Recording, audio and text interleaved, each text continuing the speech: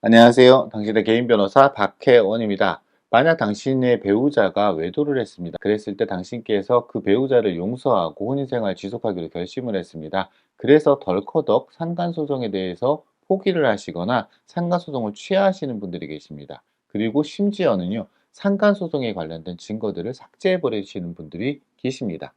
실제 제가 경험했던 사례에 대해서 말씀드릴게요. 이분을 알게 된 지는 한 3년 전 정도로 기억을 합니다. 당신께서 고민하고 계시는 상간소송 진행 여부에 대한 판단과 당신이 혼인생활을 지속할지 말지에 대한 판단은 전혀 별개의 것입니다. 라고 말씀을 드렸습니다. 그래서 제 조언에 따라 가지고요, 상간소송을 진행을 하시되 이혼소송 진행 여부에 대해 가지고는 고민을 해 보시기로 저와 약속을 하고 준비를 하고 있었습니다. 그런데 어느 날 찾아오셔 가지고 저에게 이렇게 말씀하셨습니다. "아 정말 깨끗하게 잊어버리고 싶다. 그래서 상간소송을 진행하지 않겠다. 아내와 정말 잘 살아보겠다. 그동안 너무 감사했습니다."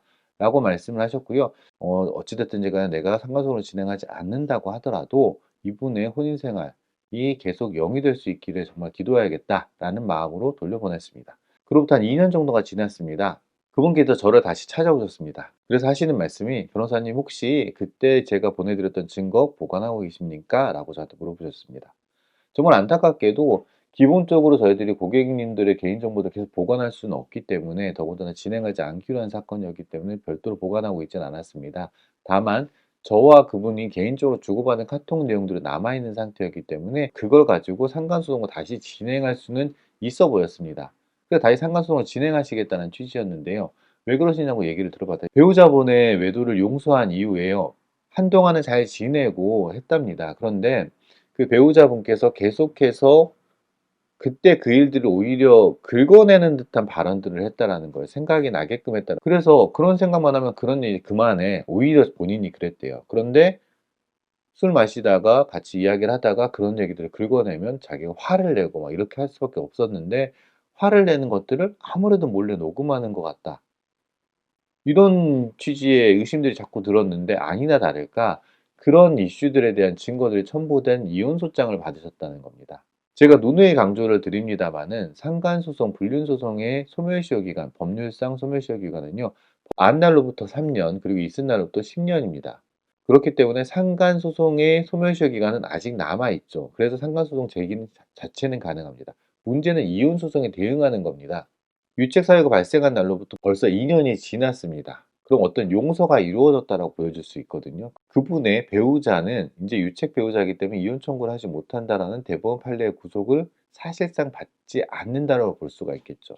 더군다나 그 2 년의 세월 동안에 당신께서 어떤 좀 실수나 잘못하는 것들에 대한 체증이 이미 당신의 배우자가 하고 있는 상황이라 그러면 이것은 이혼 청구를 갖다가 받아들여질 가능성이 매우 높아지겠죠. 그제서야 부랴부랴 상간소송을 제기를 하고 "이 사람은 지금 유책 배우자입니다. 그런데도 이혼 청구를 했습니다."라고 한다고 한들, 이게 법원에서 봤을 때에는 '이건 파탄난 가정 아닌가? 이미 한번 용서해 준 거 아닌가? 아니 이 사람도 잘못했네. 바람은 안 폈지만.' 이런 식으로 진행이 되는 경우들이 너무 많아 가지고요. 너무 답답하고 안타깝다라는 생각이 듭니다. 그분의 결과가 어떻게 되었는지 참 걱정되기도 하고요. 여러 차례 말씀을 드리지만요, 당신의 배우자가 외도 불륜행위 바람을 피는 것은요, 절대 당신 탓이 아닙니다. 그리고 상간소송과 이혼소송은 별개입니다.